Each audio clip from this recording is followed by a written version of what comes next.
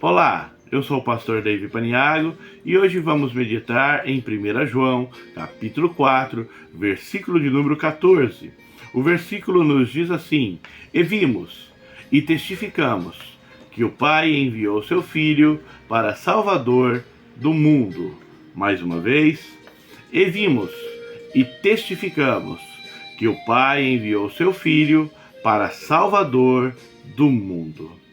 Os apóstolos foram chamados para serem testemunhas de Cristo.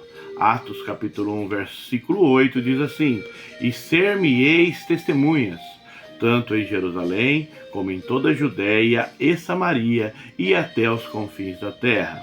Esse versículo afirma a autoridade que possui uma testemunha ocular. Afirma que essa epístola possui uma testemunha que viu os fatos. No início dessa epístola, João já havia escrito: o que era desde o princípio, o que ouvimos, o que vimos com os nossos olhos, o que temos contemplado, e as nossas mãos tocaram a palavra da vida, porque a vida foi manifestada, e nós a vimos, e testificamos dela, e vos anunciamos a vida eterna, que estava com o Pai, e nos foi manifestada. O que vimos e ouvimos, isso vos anunciamos, para que também tenhais comunhão conosco, e a nossa comunhão é com o Pai e com seu Filho, Jesus Cristo. As palavras de 1 João capítulo 1, versículo 3, o que temos visto e ouvimos, anunciamos, aplicam-se tanto ao Evangelho quanto a esta epístola, que serve de introdução.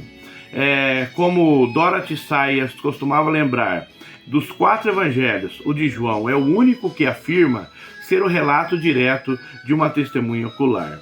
Ela acrescenta que qualquer pessoa acostumada a manusear documentos com criatividade percebe que a evidência interna confirma esta afirmação. Além de João, Pedro também anunciou que ele e outros eram testemunhas oculares da sua majestade. 2 Pedro 1,16. A palavra traduzida por testemunhas oculares só ocorre nesse versículo do Novo Testamento. Ele era uma testemunha ocular, Pedro, e não era a única. João também estava presente nessa experiência de Pedro no Monte Santo, 2 Pedro 1,18. Essa experiência era a transfiguração de Jesus. Nesse episódio, o Pai corroborou a glória de Jesus, identificando como Filho amado em que ele se comprazia, 2 Pedro 1,17.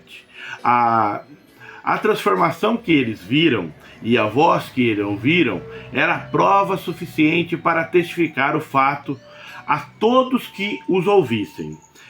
Atos 4,20 são palavras de Pedro: porque não podemos deixar de falar o que temos visto e ouvido. O testemunho humano é acrescentado ao testemunho do Pai, que disse aos discípulos: Este é meu Filho amado, em quem me comprazo, escutai-o. Mateus 17:5.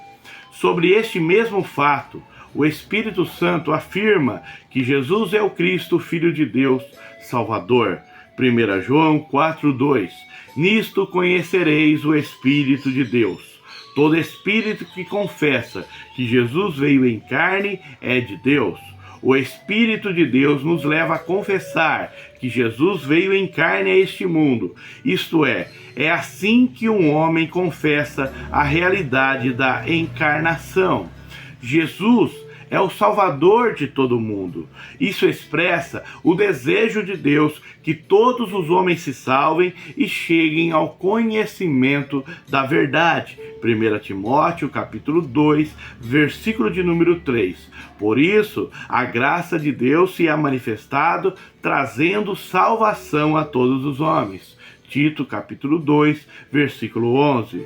Segundo os termos neotestamentários, todos os homens são passíveis de redenção, mas isso ocorre através da fé e através da confissão. Romanos 10, versículo 9 diz: Se com tua boca confessares ao Senhor Jesus e em teu coração credes que Deus o ressuscitou dentre os mortos, serás salvo. Então, que como também o apóstolo João e o apóstolo Pedro e outros apóstolos, também podemos não, que também nós possamos ver, testificar que o Pai enviou seu Filho para Salvador do mundo a todos aqueles que temos oportunidade de conhecer. Que Deus em Cristo vos abençoe.